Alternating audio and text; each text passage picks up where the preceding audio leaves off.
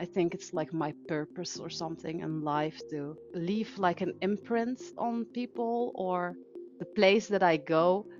So I like change it a little bit in a way. Maybe it's like little seeds that I plant or like little pixie dust that I spread around, and then it just like it blooms a little bit.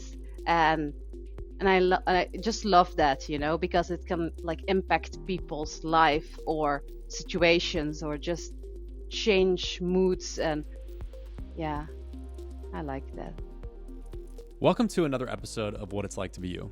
I am Josh Levine, your host, and today my guest is the enchanting Chanti Franceschi, who is a sexual self-pres 7-6 794. I love these conversations where I get to speak to someone who is so different from me typologically. I am social first, Chanti is social blind. I'm also sexual last, Chanti is social first. I'm also a triple attachment type, and Chanti is a 7, which is a hexad type, and low superego, etc. And so this conversation was fascinating to me on many levels. There are a couple of great stories that Chanti shares about her experience of being a social blind 7 in a world that is mostly dominated by attachment types and that carries certain sets of social assumptions that she has had a hard time kind of wrapping her head around or that she thinks are stupid. We also get into how important Chanti's aesthetic saturation of her life is and how important to her it is at a heart level that she be appreciated and valued for her aesthetic contributions to her environment.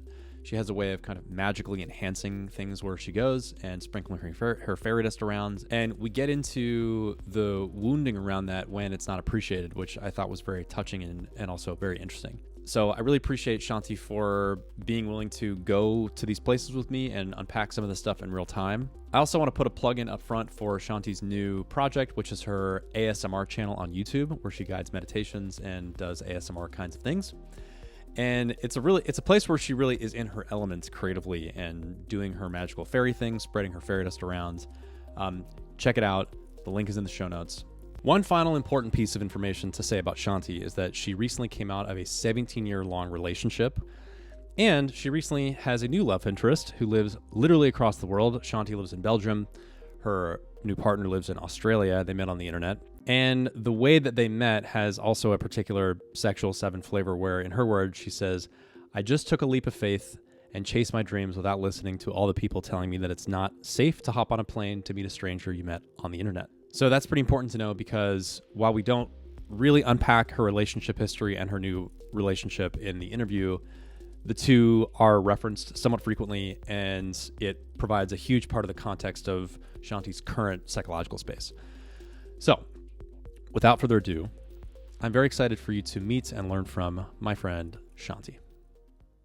In all of my interactions with you so far, I reached out to you a few months ago about doing an interview, and we chatted for a little bit, and then we've texted a little bit over FaceTime or Facebook and stuff like that. Facebook. Yes. My experience of you is that there's like this, fairy dust quality, or it's kind of like there's a way that even in our text communication, you sort of like you pop in with like a little magical thing, and then you fly away, and I love it. yeah, and there's this playful thing like I might even put just like some screenshots of like the kind of texts that you send because there's not how do I say it, like there's I don't mean this in a bad way. It's like often they're not like you're not spelling words in the correct way. Like yes, like instead of writing yes, you write Y-I-Z-Z-Z-Z-Z-Z-Z yees. Yeah. These kinds of things. Also, you change the default emoji. Facebook has like a default thumbs up emoji. You changed it to a slice of cake. So there are these things that you do, and yeah. And there's also this way, so there's a way that you're kind of like magically enhancing the space between us. Yes, I love that. That's like my favorite thing to do. Yeah, and I try to do that like everywhere I go a little bit. Yeah. Yeah, I think so.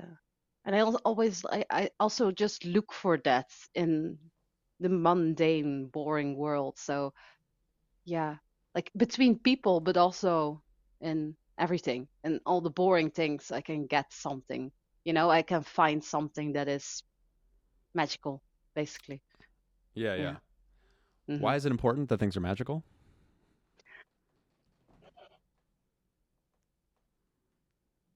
Because I think it's like a little bit of an escape, maybe. Um, yeah.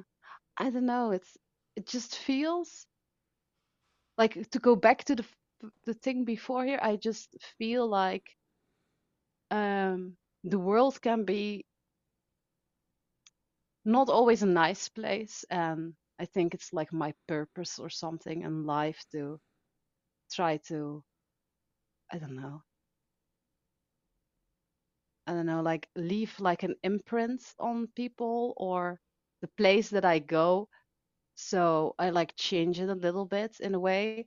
So it's like, I don't know, it's like little, maybe it's like little seeds that I plant or like little pixie dust that I spread around, and then Yeah. it just like it blooms a little bit. And I just love that, because it can like impact people's life or situations or just change moods. And yeah, I like that. Yeah. Yeah, I think that. Yeah. Yeah, and why is it necessary? It is not really necessary, but I think it's good to like make the world a better place. I don't know if it's better, but yeah. Well, let me say it a slightly different way. Like Yeah. your fashion aesthetic and the way Mhm. you put yourself together, and even just like I'm just looking at the background of our video here, like the things, the Yes. objects that are in your environment. You're drinking out of a goblet. You have it's the juice is yellow. There's pieces of art. Green. There's like Yes. a saturation of aesthetic Mhm. Yes, yes, something. it's You know, true. And I also think that's something that is really reflective of me, that I always try to um collect and spread beauty around me. So I feel like it's a little bit like that, it's like leaking over from the inside to the outside. So it's also good. all of my objects are like an extension of myself in a way. So it's like that I like infect my surroundings with Yeah. me in a way. I don't Right. know. That's good. Yeah. Yeah, yeah. Yeah. And I also love to see it in people, that I can like change them a little bit or like leave something behind, and that I can like see later that it blooms. Like, for example, there's like this girl at my work, and in the few years that I know her, now she has like purple hair and she wears like sweaters with like little potions on it and like little bats, and everything's like black and purple, and it's just cool, and I'm like, yes, yes, I I created a little spark in somebody, and now they will grow up to be a hero and just like spread their own magic around. Yeah, Yeah. I don't know, I just live for that shit. Yeah. Is there a reciprocal to that? Like when you see the opposite, just the you've used the word boring, mundane. Like when you see that, when other people Mm. embody that, or when you see that in the world, do you have a reaction to it? hmm Um, yes, it's hard for me to interact with that, but I have to do it because I like work in a school. So, like, I mean, not everybody is the same, of course. So, some people are just a little bit less interesting, but then I just still try to be as nice as possible and try to just like, um, I just want them to smile at me, basically. I want them to look into my eyes, and like with stars, basically. I want that. I want that's something to achieve. Like, especially with the most like, I don't know, boring individual that never smiles. I don't know. Yeah. I don't know. It's maybe that's a little bit strange, but yeah. Can you say? talk about what you do for Yeah. work. Just like set that Okay. context. Yeah. Yes. Yes. So I work in an after-school daycare for the last 7 years, I think. Hmm. Um, and also sometimes in a school where I do just like so after school I don't know, I help them with homework, but I also do like activities and stuff like that. So it's a lot of play and I don't know, like exploring nature or bugs or whatever, just making art out of whatever. And also just like see what kids want.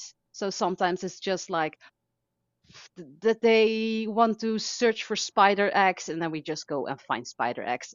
Something like that. Or whatever, just like do spontaneous photo shoots or I don't know, do a weird blacklight party. I will see what happens, just what comes out of their mouth and yeah, it's fun. Do you like the work you do? Yeah, for sure. Yeah. For sure. The only thing is that it's a lot of social Hmm. and a lot of SP, and that's okay. But yeah, it's all also a lot of sixes there. And I noticed that they don't always love my way of how I'm in the world, basically, and also how assertive I am. So that can Hmm. like sometimes bump heads, especially Okay. when we're doing like a creative process or something, then I can like take over, because I'm Hmm. like, Hmm. yeah, passionate about it. And yeah, That's interesting.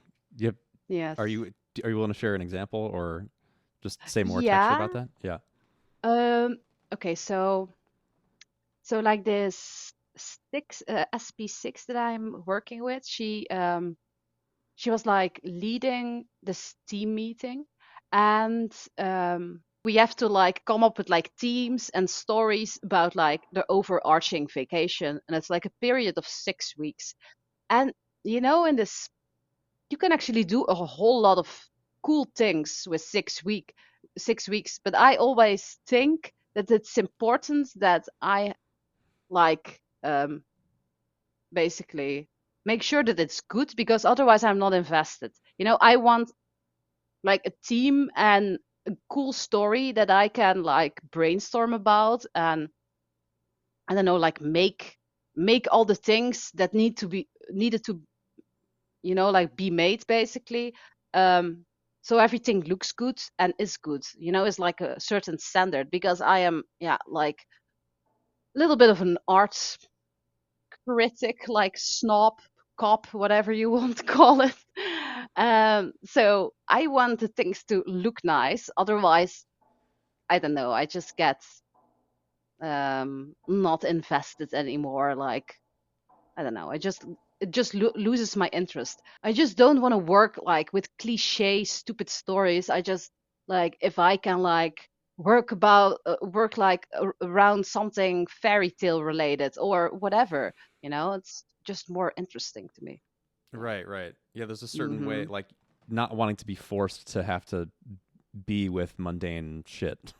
Yeah. Especially when I know that it could be way better, Because Right. when I'm in charge and I like actually push through, then it's actually a super cool team and everything is like way more magical. So I know I can do it. But the thing is that not everybody is willing to do like like a whole performance basically with like dress up and weird shit and like theater or whatever. So I understand that, but still. Yeah, and also like sorry, but to come back to the fucking co-workers. So Yeah. with the same girl, she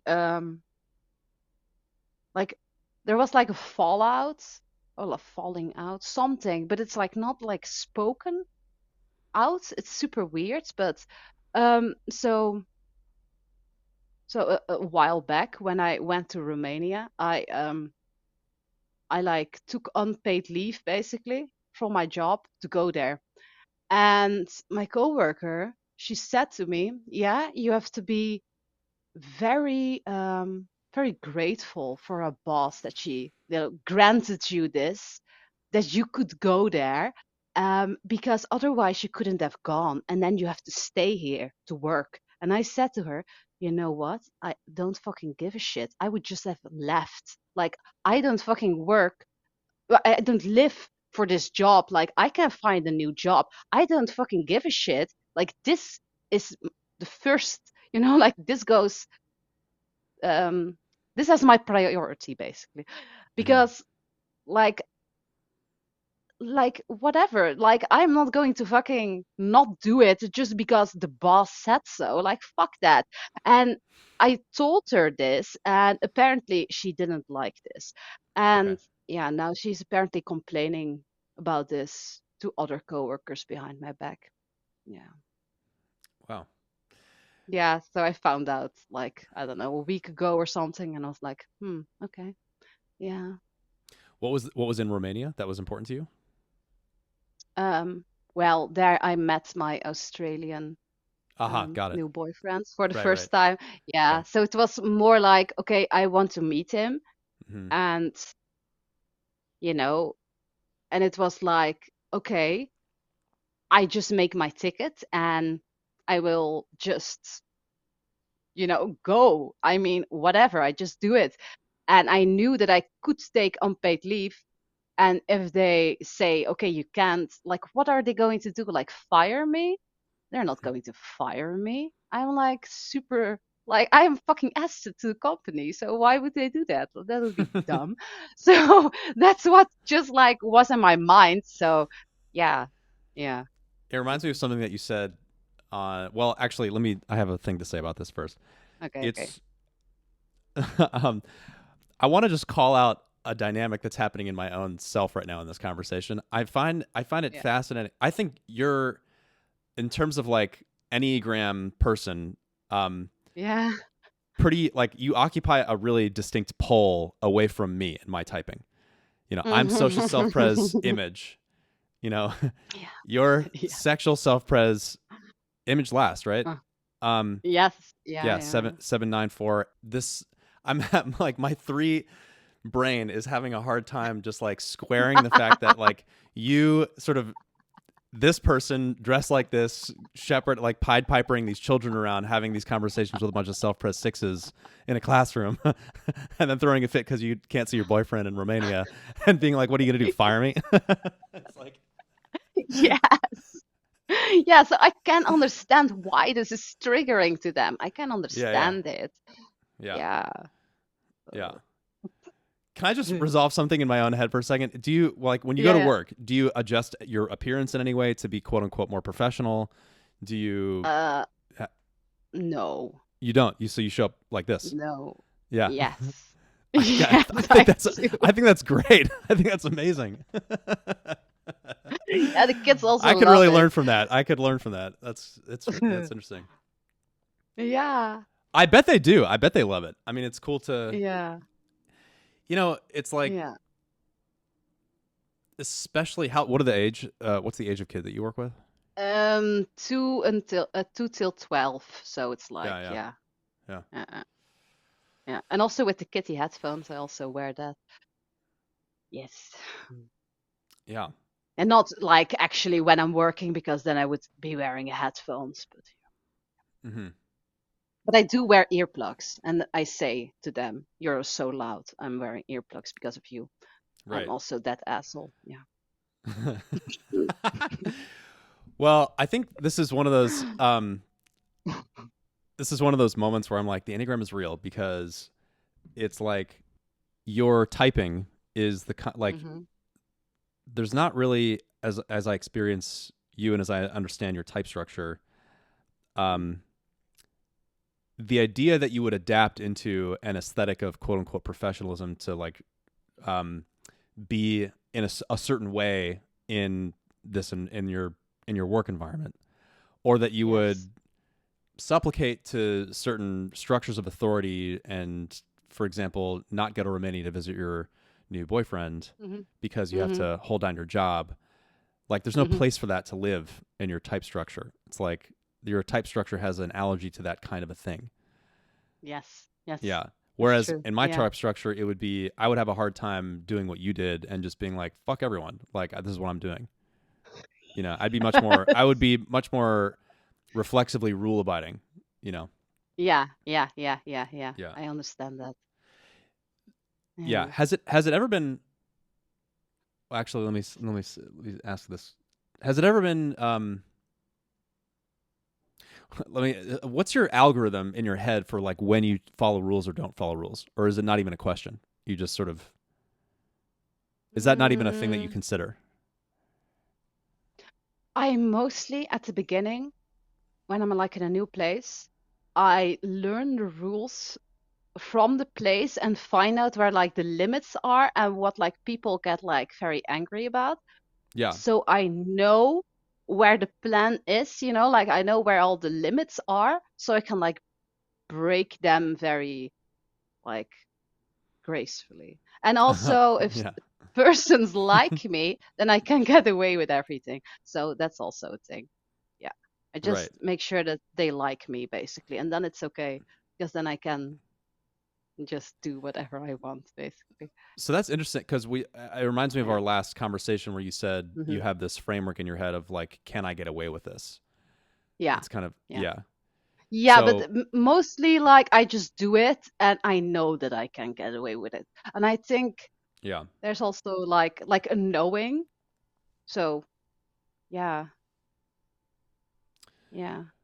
But there's Because some I think if almost, you doubt about yeah, yourself, then you maybe like also radiate that kind of thing outwards and then people won't maybe believe you or something. I don't know. sure. You're kind of a reality And distortion field. mostly Other yeah, and people, actually yeah. yeah, and actually it like I don't know, like 99% of the time it works. It's just like maybe like once in a blue moon that somebody isn't charmed and then it's like oh fuck. Yeah. Wait, and then what? Yeah, and then Then it's what? really and that yeah, gets under my skin. Yeah. I have like a great example of this by the way. I would love that. Yeah. Yeah, Yeah. okay, good. So, I have a night shop here, not far away from here, and it's run by this Indian family. And it was like, I think it was like almost 8 years ago or something. And it was like this boy, and I used to go in and have like tons of conversations with him, always so nice. And, we talked about everything. And we had like good connection, I thought. And then at a certain moment, he told me that his father was going to find him a bride in India. And I said, what the fuck? You grew up here. Why would you do that? I mean, Mm-hmm. you're good looking. Like, Mm-hmm. what is wrong with you? Are you lazy? And he got very, very mad Mm-hmm. at me for that because I think that I questioned his manlyhood or something, or Okay. maybe his culture. I don't know, but I embarked on something. Oh, and also, it's not even finished then because, like, then his father came in and I said, why do you do that? And I actually, like, talked to the dad Yeah. and said that I thought that he should find his own girl because he is, like, capable enough to do that. So I think Mm-hmm. it's weird, basically. And from that moment, he didn't look me in the eye anymore. And he also didn't speak to me anymore. And it's so fucking frustrating to me. Like one time he just like threw the money over the counter. He threw it at me on the ground. And I was like, fuck, like no respect. And Mm-hmm. and like yesterday, I went out for the first time in one fucking week being inside, and I thought I want ice cream. So I went inside of that night shop, and I wanted ice cream, but they had like a shit ton of different kinds of ice cream. So I just looked there at this ice cream for like fucking 5 till 10 minutes, like deliberating in my head which ice cream I should fucking buy. And then so behind the counter there was like an I don't know, his older brother and him, and they were talking in Indian, and they were like talking to each other. But this dude that I had falling out with, he looked straight at me and he said something in Indian. So I said to him, like, I am just, I know it's taking long. I'm just like, because there's so many ice cream and I don't know which ice cream I want. And he said, did I ask you anything? And I was just like, oh, fuck you. I'm not going to buy fucking ice cream for you, asshole. But I didn't say that. I was just mad and just walked out. Mm-hmm. And I started screaming on the street to my roommate about it. And then Mm-hmm. it was like, ah, why does this upset me so much? I think, and then I said out loud, I think it's because my charm doesn't work on him and because Mm-hmm. he's still mad at me. Yeah. Mm. And I think that's like a moment where I fucked up with my social blindness because I should have, like, in hindsight, if I think back at, I mean, kind of understand now why this would be like a painful moment from him. Okay. How did you? Yeah. Yeah. What's your Yeah. understanding now of that? Well, I think that for him it's just like probably tradition. And also I am pretty, I don't know, vocal, and I can be maybe, I don't know, yeah, assertive. I can be assertive. And I think, yeah. And also I Yeah. said that he was lazy and stuff. And I involved his father. So I think that's all like shame points probably from him. So yeah, yeah, yeah. As a social Yeah. type, I'm like listening to your story, I was like, whoa. That was a like the the audacity to so like as a social Yeah, type, I'm like, yeah, I'm very just aware of trying to respect certain social customs. Like, okay, like, yeah, I don't agree with arranged marriages or, but I'm like, yeah, okay, cool. Like if that's your thing and that's the construct that you're buying into and it's your tradition and everything, then it's not my place to question it or to make you, yeah. enroll you in a different perspective or whatever. Um, so anyway, so there's some social blind, I guess, there, but then there's also the seven piece, right? Hmm. Of just Yes. kind of fuck your orientation. Like here's Yeah. you're giving up on like a possibility for yourself that would make your life better in your Better. eyes. Yeah, yeah, Yes, yes, yeah, yes. And I just didn't understand why he couldn't see that, Like, yeah, yeah. yeah, especially because, like, when I talk to somebody, I just see them all as the same. I don't see, like, different standings or, like culture, whatever. Just a Right. person is a person, and I can connect with whoever I want and whatever I want. Like, there's magic in everybody if I can get it out. But it's just, like some people are just, I don't know, like stuck in their own ways or something, Mm-hmm. in their own Yeah. stupid social ways. Yes. But I I don't know. I think it's yeah. super limiting. I just like social in general. I think it's so limiting. People just like worry about stupid rules and things. And for me, it's just like, okay, whatever. That doesn't apply to me. Like I'm just excused from all of that. That's how it Right. feels for me. Yeah. And Yeah, yeah. also um, like for example, lots of people with social, they have like certain social groups and like, I don't know, like rules, like, okay, if you are into something then you're bad or something. But I can just like see that all separate from the person. It's just like something that I like about a person, and then okay, like for me it's not, I don't really give a shit like what your political orientation is or whatever. Like, yeah, I see. That's what you mean. only, Yeah, yeah, yeah. yeah, like, yeah, maybe like only when they would do like something that I really can't handle, like when I'm around them, then it would affect me. But if I don't see it, it's not there. Oh wow, that's painful to say. Wait, Oh. what just what just happened? What did you just realize? um well, that I just said, like, okay, like, I don't know, like they might have like a shitty side to their personality, or maybe they're like not the greatest, or maybe they Yeah. have like a political weird thing. But if they don't do it when I'm around there, then it's not there, it's Right. not I see. part of Right. them. And Yeah. then I said it doesn't exist, but then I said, oh my god, it's actually, like not the That's so greatest that's thing. fascinating. Yeah, because it's like, well, I think it's another social blind thing, because it's like, Yeah, in a way it's maybe. a strength, because you're seeing actually what energy is present in this person right now. What's Yeah. alive right now in this person, and if it doesn't exist in this moment, it's not part of. You're not holding, say, like a phrasing I've used for social is like, you're aware of like the baseball card version of this person, and you're kind of it's always in your head, like what their stats are, what their Mm. associations are, what their general like beliefs are, and Mm-hmm. like where they belong, what deck they belong to, or whatever. That's kind of Yeah, how I yeah, think yeah, of, yeah, yeah, what yeah. team they belong to. That's And super interesting. social blind, just not really caring that. So like the complete Yeah. social picture of a person isn't cohering in your mind as you're interacting with Yeah, I them. You're make just, my own. yeah, Yes, I built my own yeah, Pokemon cards basically right. with their stats. Yeah. Yeah, yeah, it's interesting because also uh, like so when I broke up with like my previous partner, I needed a roommate because I can't fucking afford the house that I live in on my own.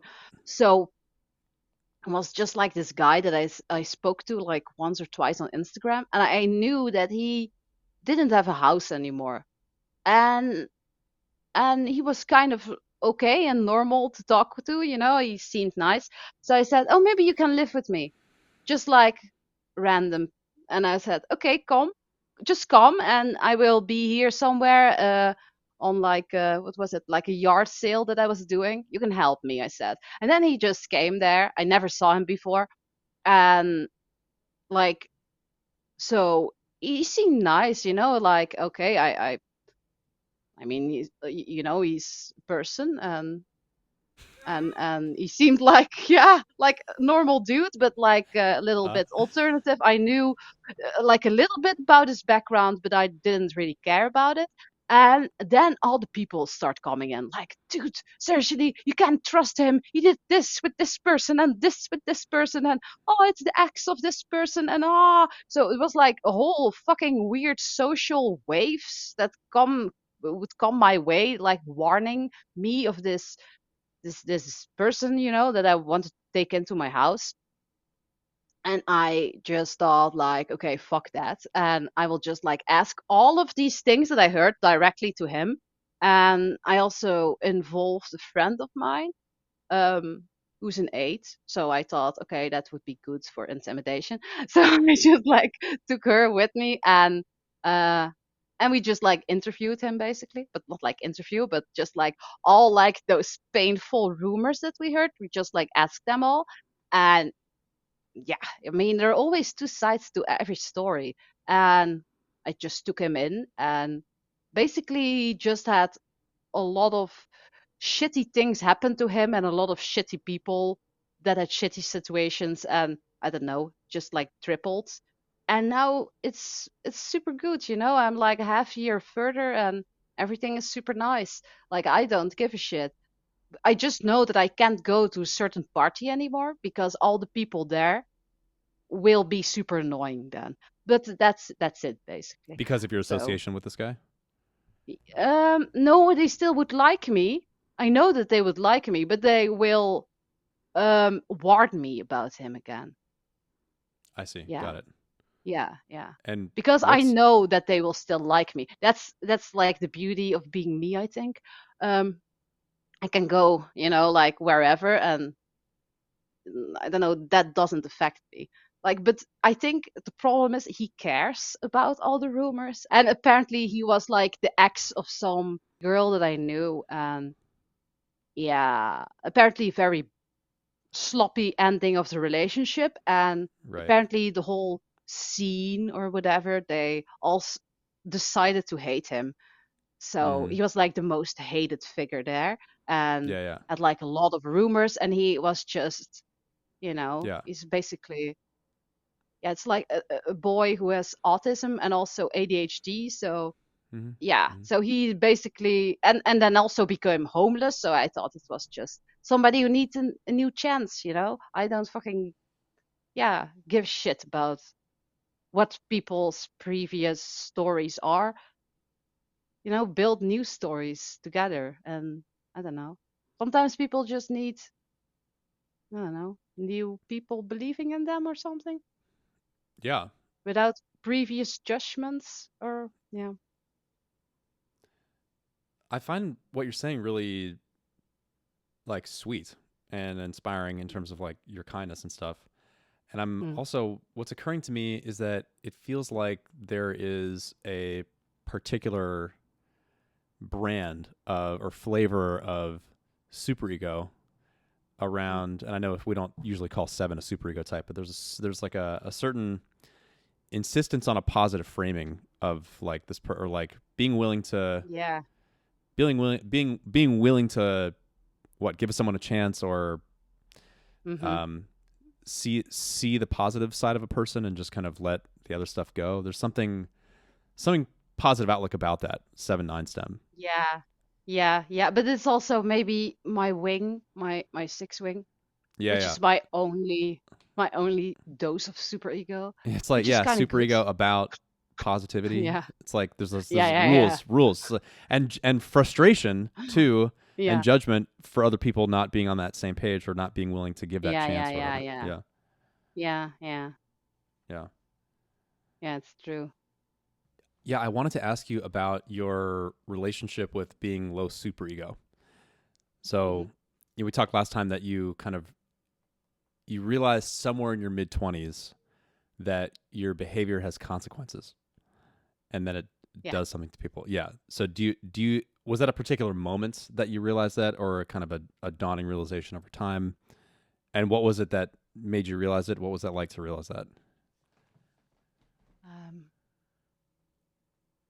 I actually think it came very late, my sense of, oh, this is not nice for people. I think it was because I had a friend, um, which I'm not really friends with anymore, but uh, so she basically told me like how my behavior like affected her, and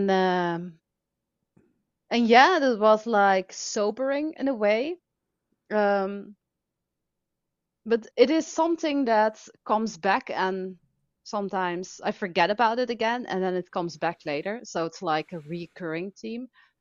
Because also like now, recently I had the same thing happen again with my brother, because he is also a tree like you, with 7 and 9, and as PSO, and he lives very close to my father. And since he had like a stroke, my brother took it upon himself to like do a lot of things. So my brother is um, going over the whole financial thing. Like my whole dad's financial stuff. My dad used to do a lot of charity work in Africa, and also went there and like built or funded whatever, different like like hospitals like next to orphanages.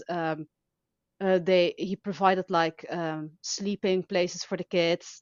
He made sure that they all had like a good school, like all that kind of stuff, and he was super proud of it. And I loved that about my father, that he could like do that because he was so passionate about it. But after his stroke, those people kept, like sending, like, oh, we need money.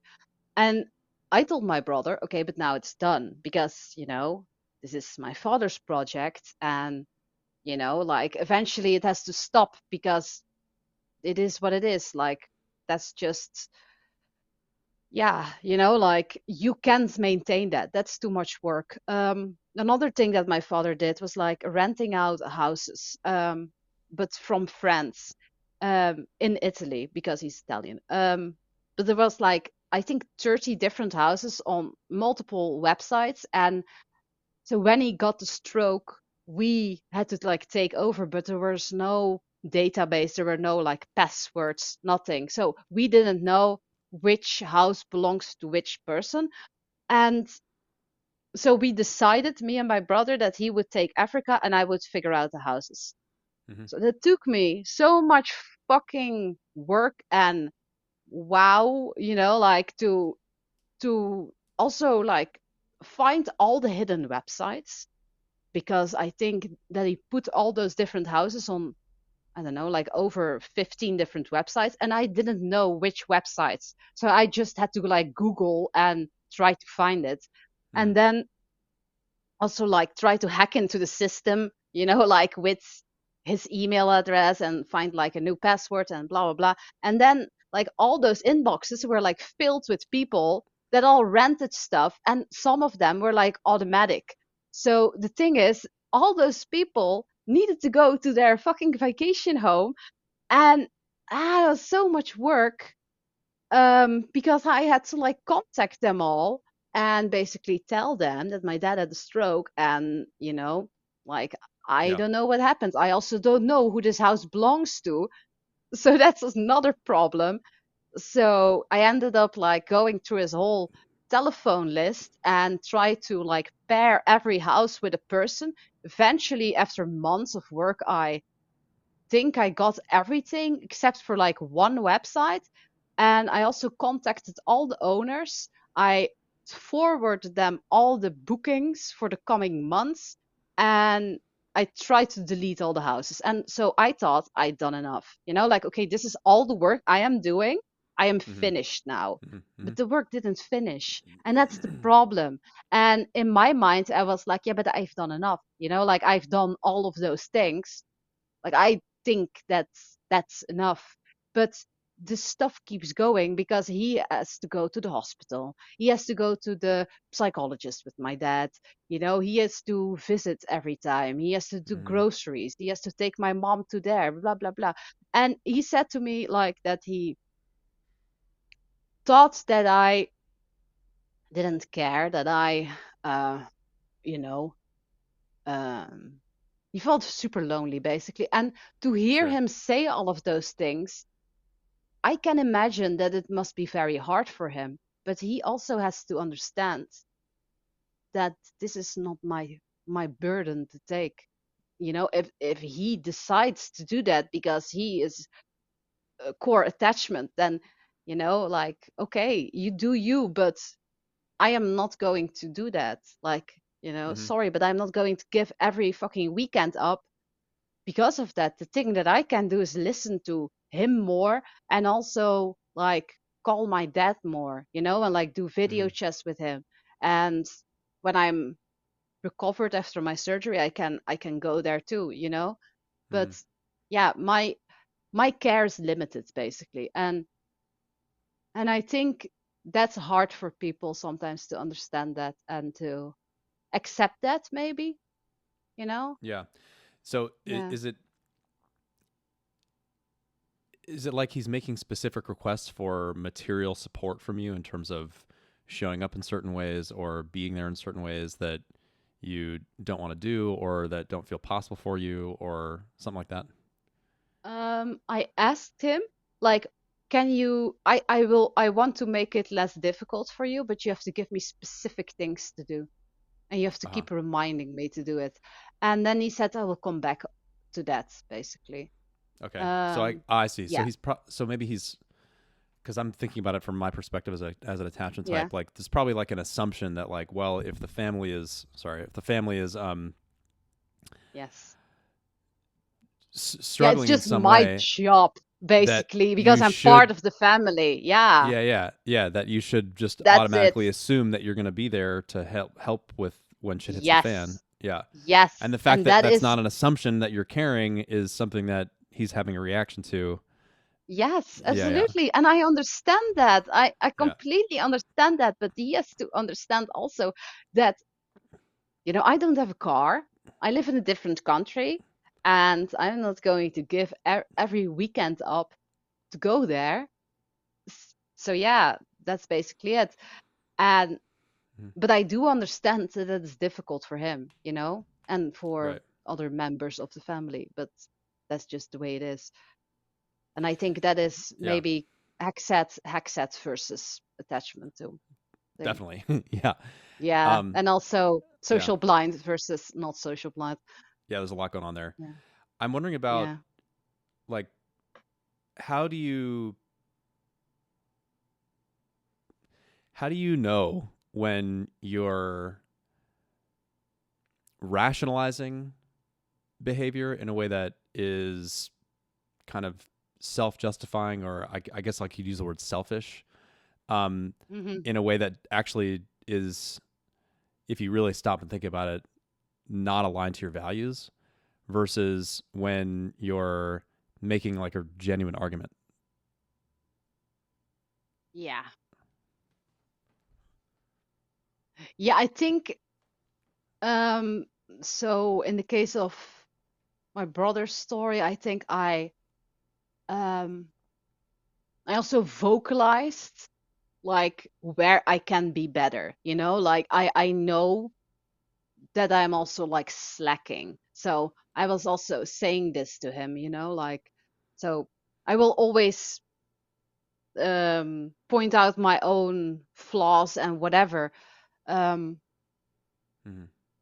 like if I'm aware of it, like I don't really care if I look like it is not hard for me to say that I was wrong, basically, like that's Okay. okay. it's Yeah. uh it's more uh yes, sometimes it's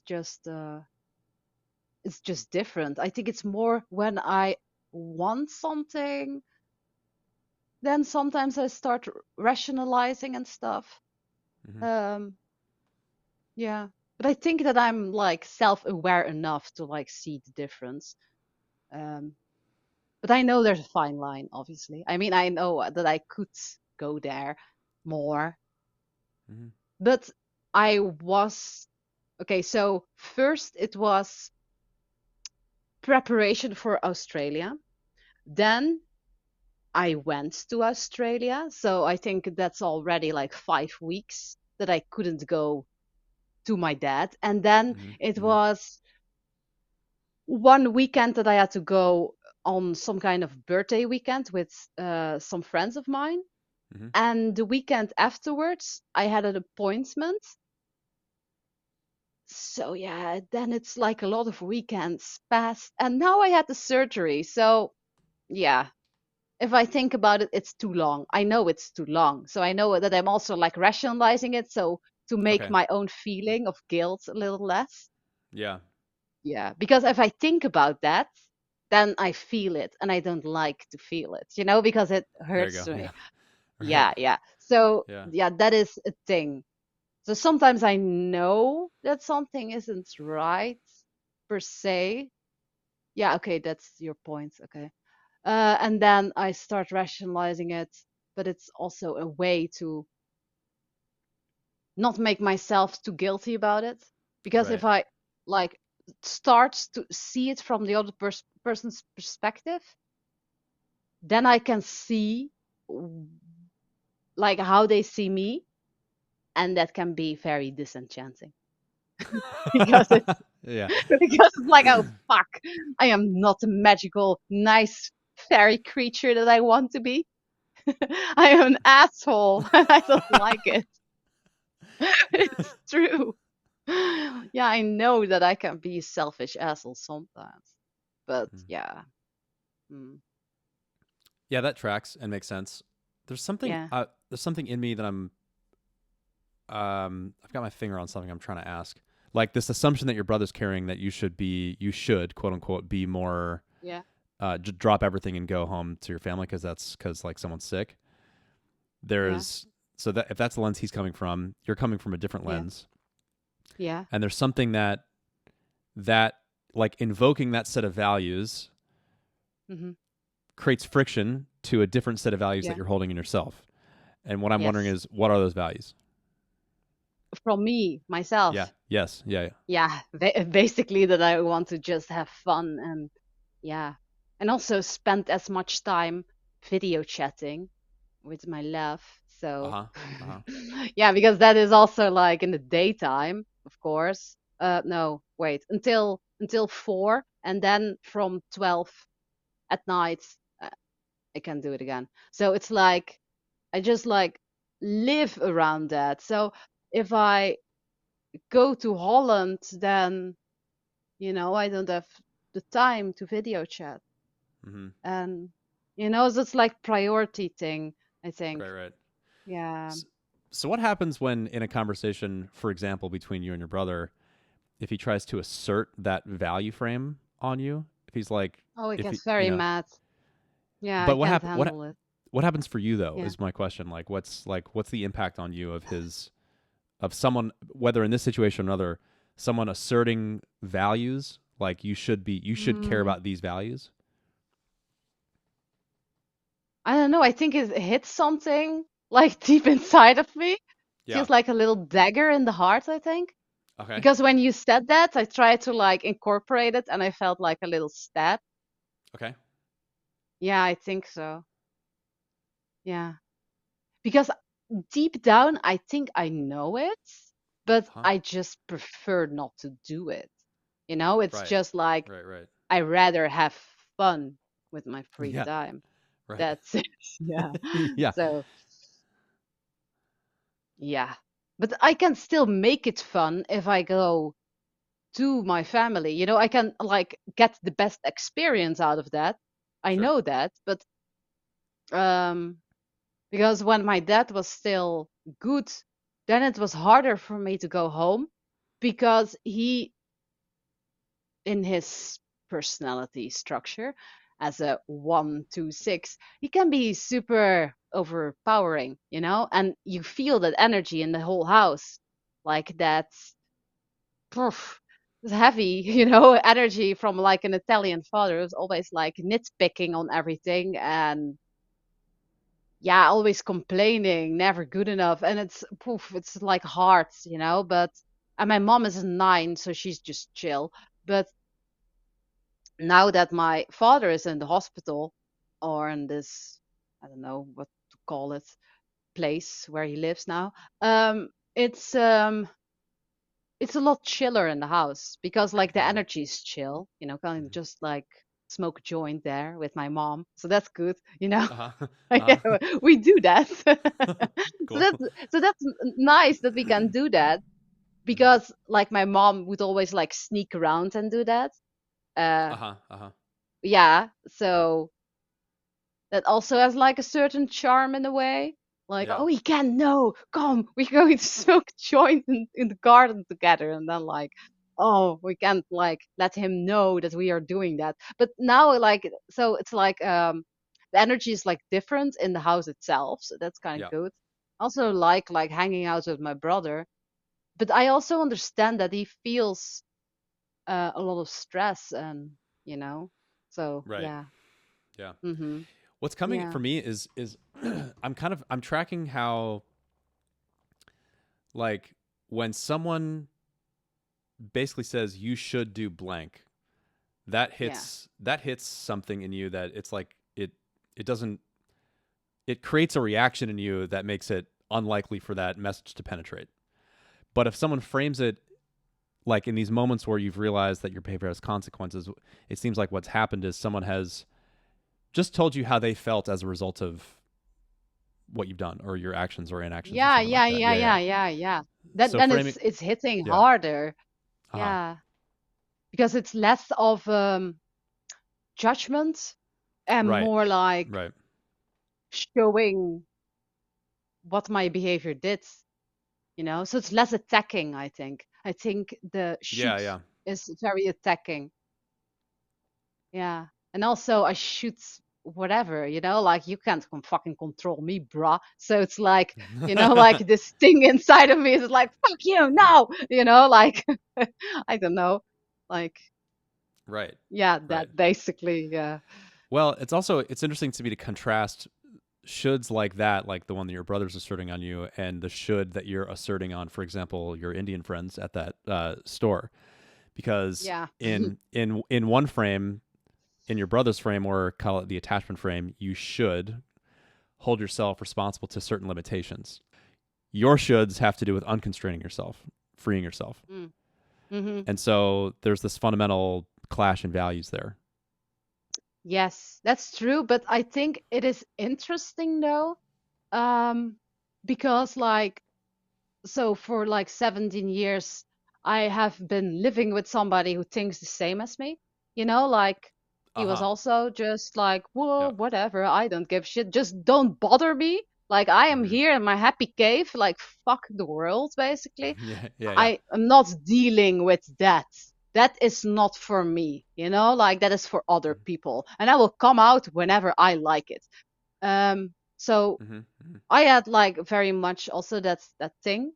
But now my new boyfriend really like um I think it's because of his six fix probably. He also has more super ego basically.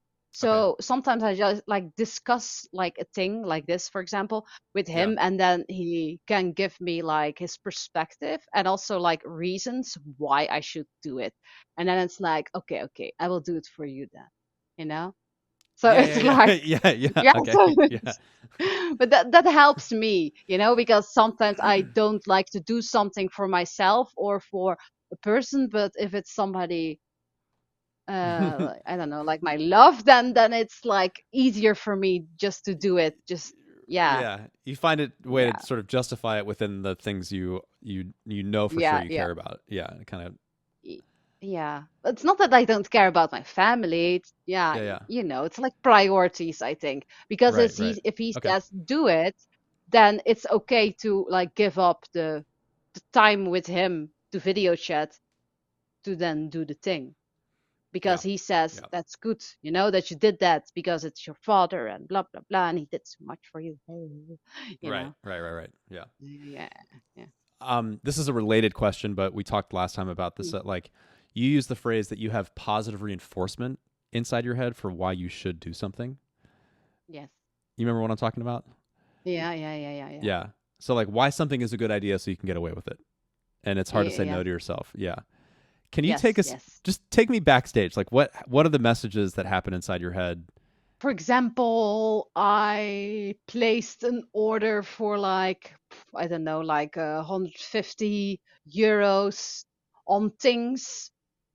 Okay, good. Yeah, Like, I don't know, and I only have like 200 in my account, you this is know? good. Yeah. Okay. Yeah. Yeah, yeah, yeah. So I don't know. I was just like putting all of those things in my basket, like online shopping.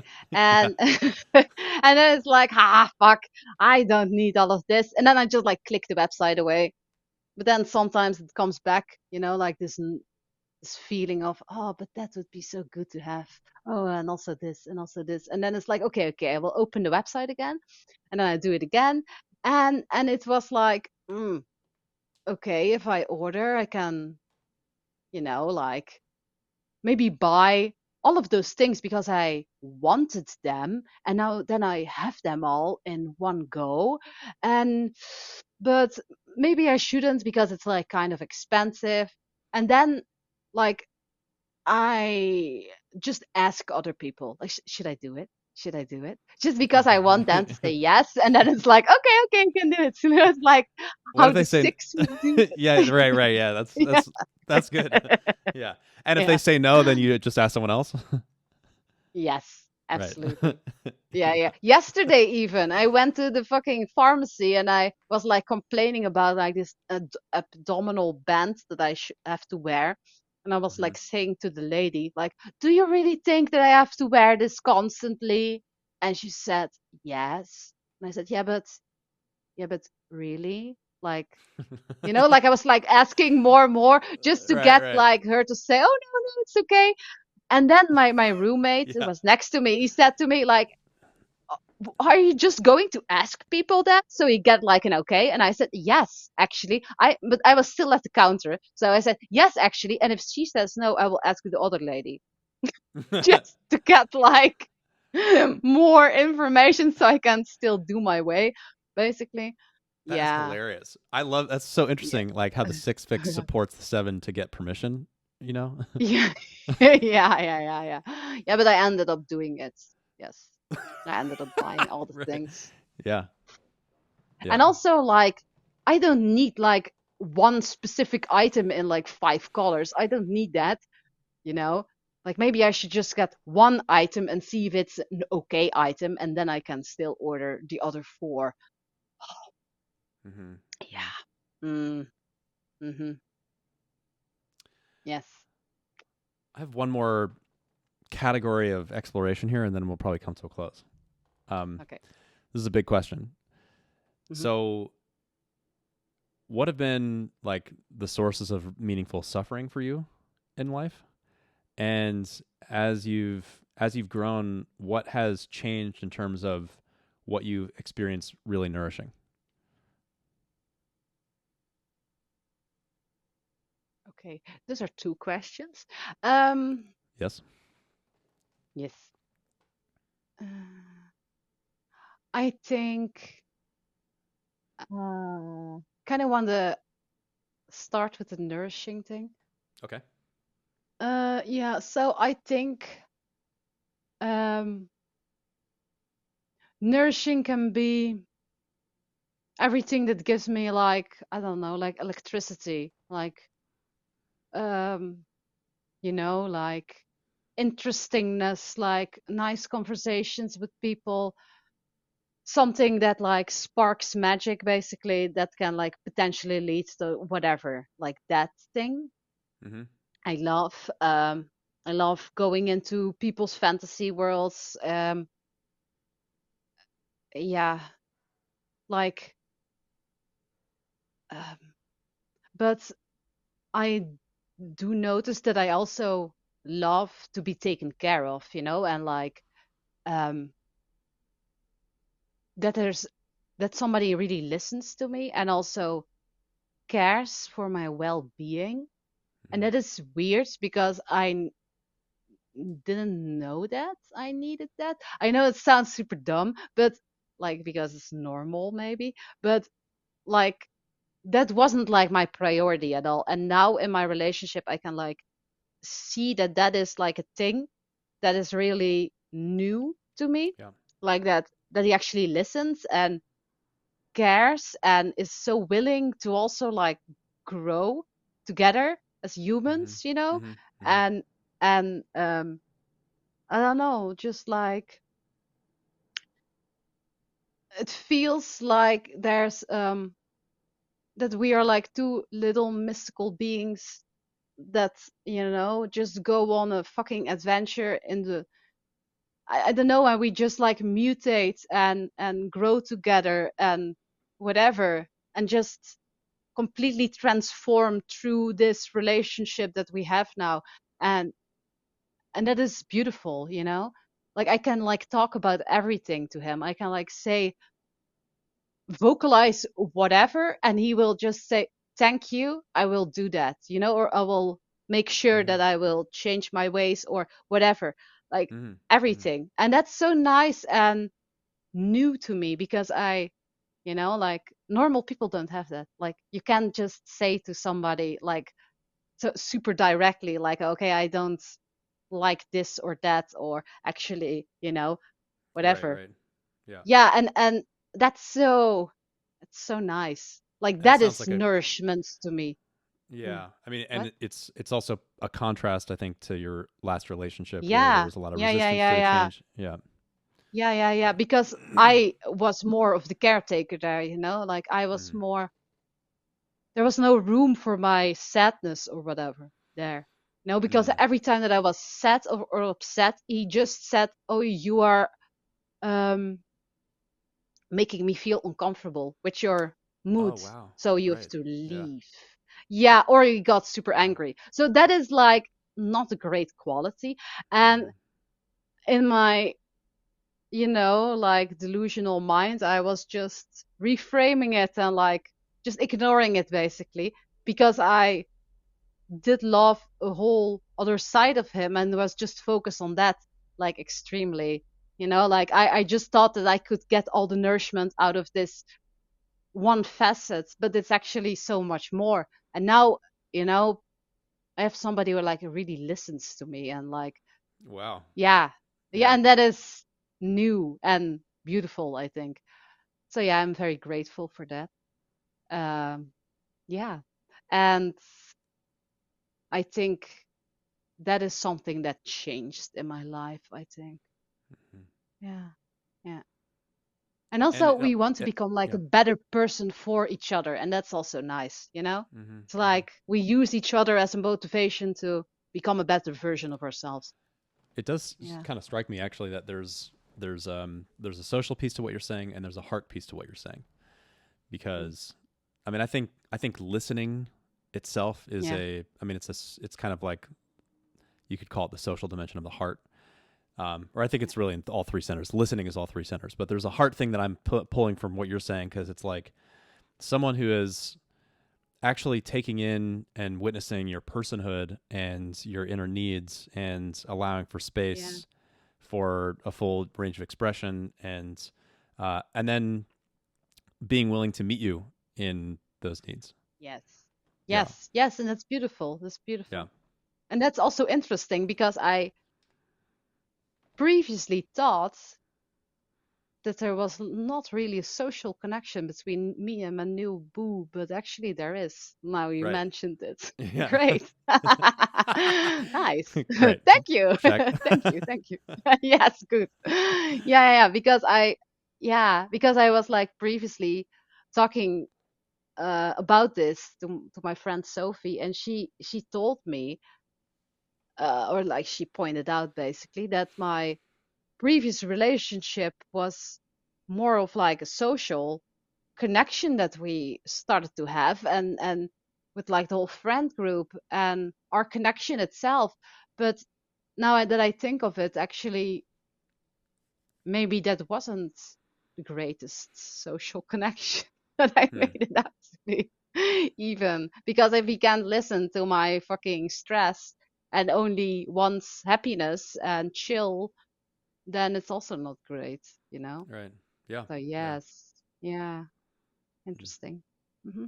Yeah, thank you. Yeah. Okay, so and then where my other stuff was, my pain, or Yeah. no, what was it? Was I it use the word pain? suffering. Yeah. Suffering, yes. So my Hmm. suffering is a lot in the social realm, in and also I think in the heart space. Yeah, sometimes that people like, especially like people in groups that can like turn on me, and Okay. I don't love that because it's because of something that I did or said or whatever, and I sometimes don't know what it is. You know, sometimes they didn't tell me what I did wrong, and it's super frustrating because I Hmm. don't know. And I I see. need somebody to specifically tell me where Hmm. I went off the rails, basically. Like my ex-friend used to do back in the day, that she like actually like points all the things out that I'm doing, and then it's like, oh, okay, okay, I Mm. see. So also at my job, for example, Hmm. I felt this moment where I had the feeling that they didn't value me for um, what makes me, like different than the other people there. So there, like because I have now a boyfriend in Australia, I know that eventually I have to stop working there Hmm. and, like go away. But that's also hard because I also like the job. And so something inside of me was like trying to find, I don't know, like a reason or something to reject it, I think, Hmm. in a way. Um, so there was this coworker of mine, and so I do extra hours for more money, and that is basically just like cleaning at my workplace. Where I just like mop the floor for like 4 hours extra a week. Hmm. And it's kind of funny because I'm really a fraud, because you should look at my house. Like I am the worst cleaning lady in the world, but I can like put on my cleaning face for the job, because I get paid for it. Hmm. But okay, so this coworker lady, it was like on a Friday evening, and she said to me, "Yeah, do you think that I should, like, fuck, what is the word? Mop, not mopping, but like with a broom, Sweet. like, yeah, sweep, that I Yeah. that I should sweep the whole floor. Do you think I Hmm. should do that?" And I said, "Yes, of course you should do that, because otherwise it's way more work for me on Monday, to get all the sand, away. So I have like way more time cleaning all the other stuff because you didn't sweep the floor. And then she just like turns to another coworker and asks the same question. I was like, you fucking bitch, how dare you? You know, I was so mad at her. I was like, "You fucking girl, how dare you?" So yeah, so I don't fucking appreciate that. Um, Yeah. so yeah, the same person was also like a while back, and she wanted to throw away something that I made. It was like some kind of arts thing Mm-hmm. that I made like a few years back, but it's like in a specific theme. So it was like something Egyptian, like I don't know, like Egyptian doors basically, and I drew like whatever cool symbols on it. It was, I don't know, I'm proud of this, that I made this, and I thought this is cool for them to have when I'm leaving there. They still Yeah. have something, you know.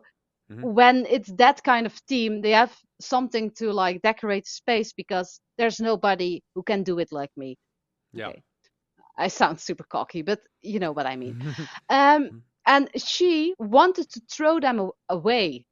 Like she was actually going to do that. And I said, "What the fuck are you doing?" And she said, "Yeah, but the boss said I have to do that." And I said, "No, fucking little six asshole. No, it's not true. The boss didn't. The boss didn't tell you. You just want to fucking throw it away, and you just say that it's okay because the boss told you, and you can like hide under the fucking boss's thing." And I said, "No, this is something that you can use later." And then she said, "Yeah, but it's from cardboard. This will, whatever, this will spoil in time when it's in Right. a fucking place where there's like moist." So I said, "Okay, I will make sure that I completely plastify it so it doesn't get it, like it, Uh-huh. it Yeah. stays well." So I did that.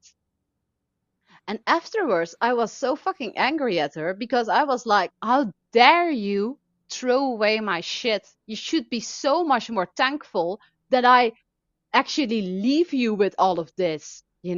And I tried to have like a conversation with her, but I tried to like tell her in normal human language, Mm-hmm. um, without like being attacking, uh, that this is, like all the reasons why it's a good idea to like keep these things. Right. Right. And she just said, "Yeah, but you can just like make another one." And I was like, "No, no, you should value me more because when I'm gone, I'm gone." Mm-hmm. And that was like something that like hit me inside, like a Yeah. pain point, like, oh Right. fuck, that hurts. Yeah. Yeah. Yeah, because I feel very replaceable then, and not valued for the things that I think that I deliver or can provide for the job, basically. What you just said there, I think that was Yeah, that's the piece right at the bottom of the whole yeah, storm. Is the feeling feeling replaceable, yeah, um, feeling not valued for your. This is sort of boilerplate language, but like your unique contribution, the thing that you yes, created. Yeah, your uh-huh, art, your creation is an extension of you, and there's a way that yeah. someone throwing it away Yeah, just that's is. it. Yeah, Yes, yeah, yes, that's it. And that felt so not okay to me, basically. And then they say, as a comeback, "Why don't you just take it home then?" And then I said, "No, that's not the point. It's not the point."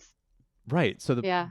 because the point is to spread the point of life for you is to spread your fairy dust around. Yes. And if Yeah, they throw it away, what is it worth? Nothing. Yeah, that's it, basically. it's Uh, interesting I because think. we're Yeah. yeah. I mean, this is a bit of an aha moment for me. I know we're kind of almost at the end of this, Mm, but it's an mm-hmm. aha moment for me because it reveals to me like how central to you this project is of making an impact on your environment with like Yeah. magicifying it, or what, or Yes. leaving your fingerprints, your magical fingerprint, Yes, you yes, know. yes, yes, absolutely. And yeah, and if they then just throw it away, like, what is the fucking point then? Like, S- So what? Yeah, what's the yeah, worst? What's your what? Yeah, but what's the pain underneath that? So if they throw it away and you leave, then there's no evidence that you were there. You're forgotten, or yeah, maybe, but also they wouldn't have the right tools anymore to make it magical for the kids. So for me, I think that is also a big piece that I don't like it, that they won't be able to make it, I don't know, like aesthetically pleasing or something. Like all the walls at my job are all like painted by me. I just like, I just put like on my drawings everywhere and I painted on all the walls. I painted on all the glass. So I think I made my mark there, but still right, right. feels, yeah, weird It's actually if I think it's about it. it's Yeah. oddly attachmenty what you're saying. You know, it's like Yeah, I know, yeah, it's right? like you Yeah. want to you want your impact to live on, and well Maybe, that yeah. piece is an attachment, but the I don't know. I'm fine. Yeah, there's like some real. I, ju- It's interesting to me how I much juice there is also, for you here. yeah, and I also think that there, you know, I want it to be a place that I can always come back to if I want to, because I know that I can do my thing there without being Mm, bothered too much. And I know it's like a nice environment. So in a way, I know if I like leave and yeah. I want this job back over a few years or something, that I could just come back and I don't know. Okay. And it Yeah. would be nice that there's still a little, I don't know, thing of me there. Yeah. It's almost like Yeah, a. It feels to me like a social wound almost because there's a maybe, this yeah. way that you've contributed to the social environment of this place, Hmm. social Yeah, self yeah. whatever. But like there's a way that you've left your you've brought your creativity forward, your personhood forward. You've made this impact. You've created this environment for the kids, and then um yeah, something about just going away Hmm. and taking your art with you and erasing all of your impact. There's it feels to me like Yeah, that's super there's some weird. grief underneath that for you. Yeah, yeah, yeah, yeah, yeah. Yeah. Absolutely. Yeah, absolutely. Yeah, yeah, it's weird. Yeah, I still have my attachment 9. Oh, there you go. Nine Yeah, fix. Yeah, yeah. yeah, yeah, yeah. Maybe, maybe. Yeah, because I also just like the dynamic there. I don't know. I like the people, Mm-hmm. and yeah, it's also nice to see like the kids grow up and stuff. It's just also I know what to expect there, and I know how to do my own thing still Mm-hmm. without being like supervised or whatever too much. So that's good. Mm-hmm. Hmm. And of course, I don't know what the future will hold. I don't know what kind of job I will get later. And even if I get a job, but I probably have to get a job. I mean, I don't know, but I think so. In the Mm-hmm. future, I mean. So Yeah. I don't know what like the next adventure will be and what kind of job that will entail. Yeah. But I do Hmm. like working with kids, so yeah. Yeah. Hmm. Interesting. Yeah. So what's this been like for you, and how are you feeling? Good. Yeah. Um, I loved it. Thank you for hosting me or yeah, having this conversation. Um, yeah, the ending now is a little painful, but yeah. Sure. Yeah. We uncovered Yeah. something there. Yeah. Yeah. Stupid. Yeah. Another wound. Fun.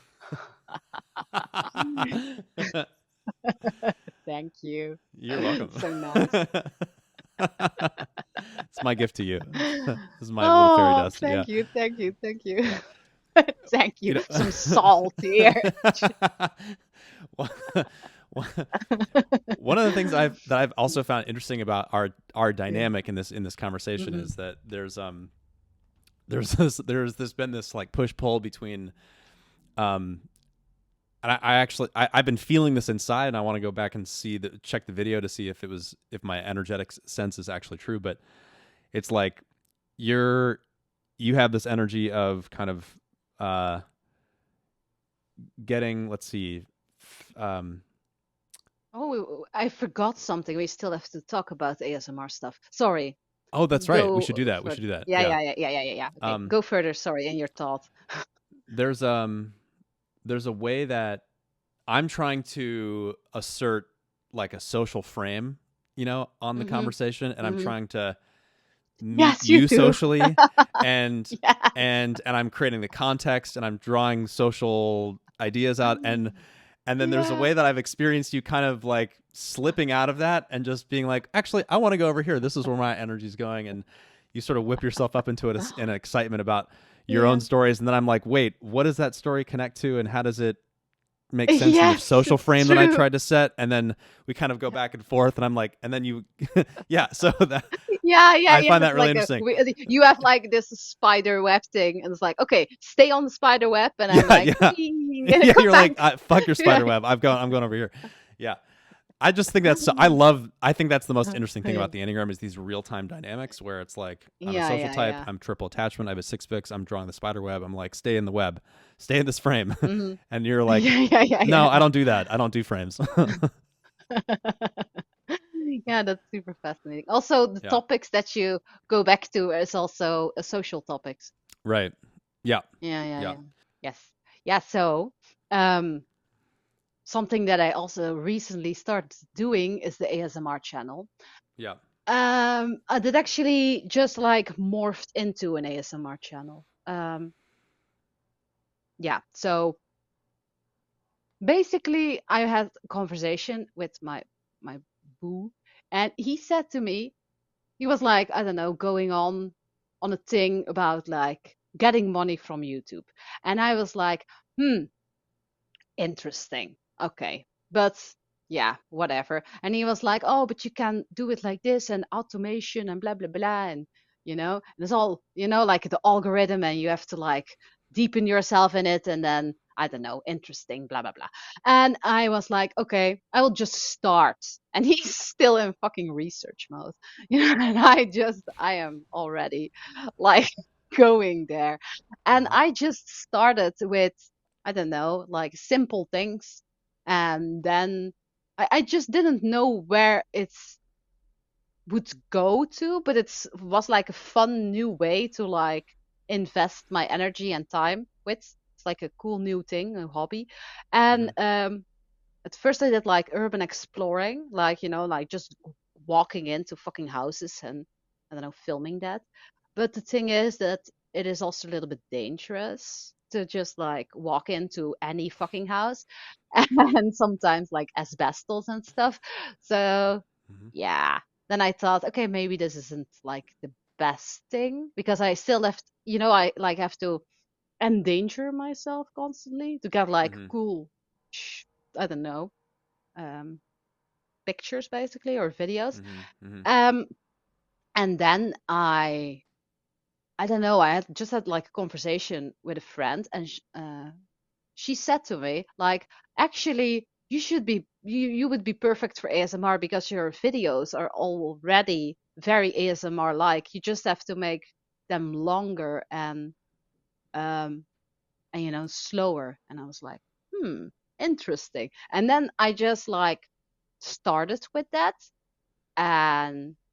and then along the way found out what ASMR was because I really didn't have a fucking clue what it was. I just thought it was very weird thing that people liked, and I also didn't know what it even, like what the triggers were. And people were like saying all kinds of things to me, and I was like, yeah, I'm not going to do that. Fuck that.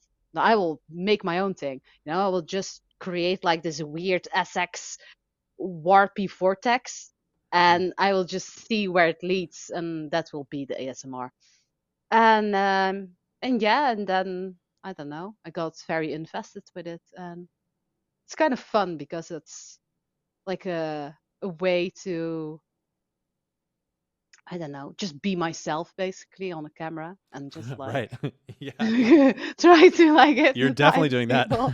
Yeah. Try to spark like some fairy dust.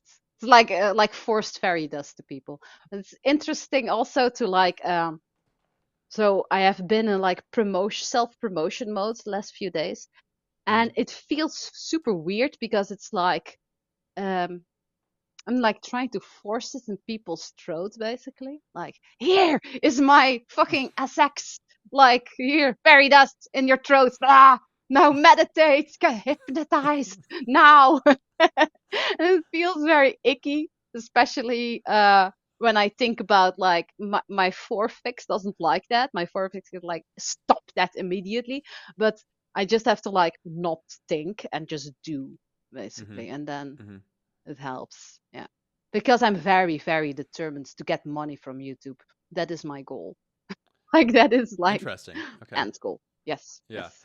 Well, I watched one of the videos and it strikes me as a particularly good medium for you. You know, it's like you get to set Yeah. up your camera, you have this whole environment, you get your sexual display all going, you have your little orbs that glow in different ways, you have your Yeah. ways that you just do weird things with your voice. You know, it's kind of like Yeah.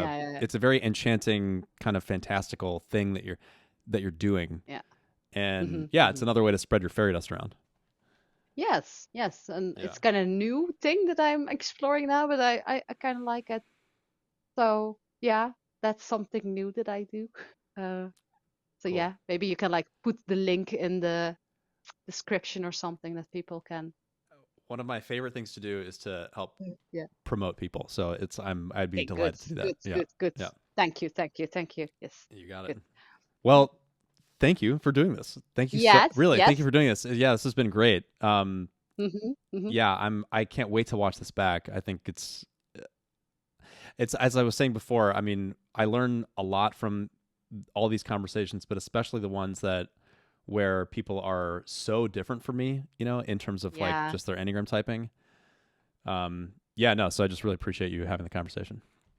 thank you. Yeah, Yeah. and I also had like 2 days ago or something, I had like I think it was the thing that you also do. I forgot the name. Whatever. It's like a certain coaching thing that you do. Something diamonds approach, maybe is that? I don't Oh, know. the diamond But it's approach. I'm not I involved in think the diamond approach, but I know what you're talking about. okay, so basically there was like a friend of mine and she's like a coach, and we had to like ask the other, it was like in group, like groups on Zoom, and we had to ask each other like constantly like one question over and over again. But and then the other person can't react, but they just have to say thank you. Yeah, Yeah. that's diamond approach. Yeah, I know what you're talking about. Okay, good. I Yeah. didn't know that. So I ended up doing that in different groups of people, and it was so fascinating to me because I was the only Hexet type. So apparently I broke all the rules, and they didn't, and they had a little bit more trouble to break the rules. They said it at the end, which was fascinating, and also that I that six fixers, it's little not great for them, like to live in general. Like I don't know, like they have like shit.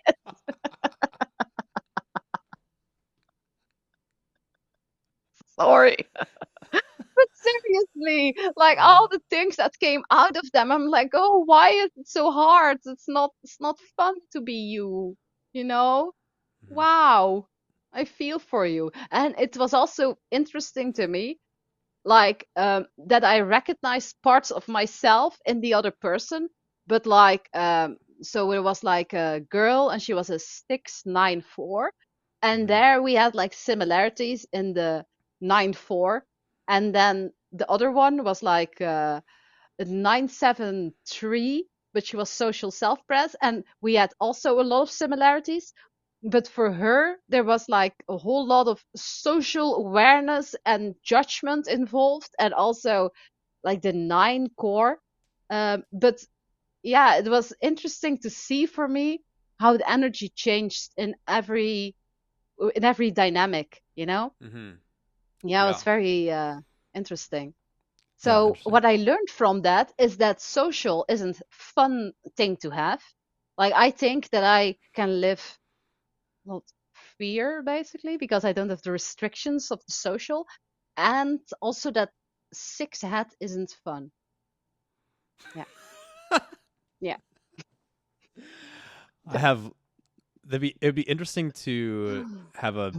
We need to stop in a second, but it'd be interesting to have a longer yeah, conversation about that because, um, yeah, because what I'm wondering about is on the one hand, you've mentioned how social is like the place where you've experienced the most suffering, and yeah, yeah, yeah, also so it's a bit of a double-sided coin, right? Like social yeah, creates yeah, yeah, constraints, but yeah, also it creates openings for different kinds of nourishment that have eluded you, you know.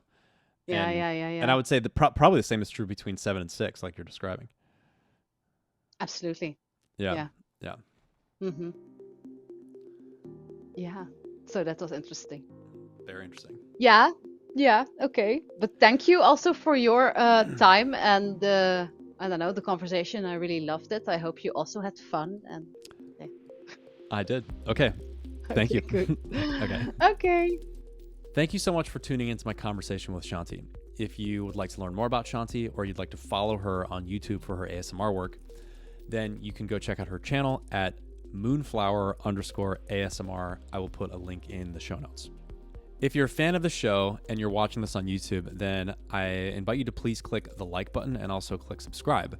It's a zero cost and very effective way to support me and my work in the school. It really helps us with search engine results and the Google algorithm and things like that. So it helps our work become more discoverable over time. And also, if you're listening to this as a podcast, you can leave up to a 5-star review and also write some sentences about what you appreciate about the show. If you'd like to stay up to date with what's going on with the Enneagram School, then I invite you to come visit us at theenneagramschool.com. And finally, if you think that you would be a good candidate to be interviewed on this show, then please reach out through the school's website. Just go right to the contact form. I'll get right back to you. A good candidate is someone who knows their Enneagram type and has high resolution capacity for introspection, or someone who is a practitioner of inner work who is really articulate about their modality of inner work, whether that's, for example, Alexander technique or focusing or breath work or yoga or something like that, some way that you help other people get more in contact with themselves, then I would love to speak with you. Preference for type interviews goes to people who have been officially typed by the team at enneagrammer.com. You can go check out their typing services at their website. And I also recommend that you check out their subscription service where they type people in real time, type celebrities in real time, and they have very sharp and good distinctions. And I think that they have the most accurate typing service in the world. So check them out as well. All right, that's it for me. Thank you for tuning in, and I will see you next time.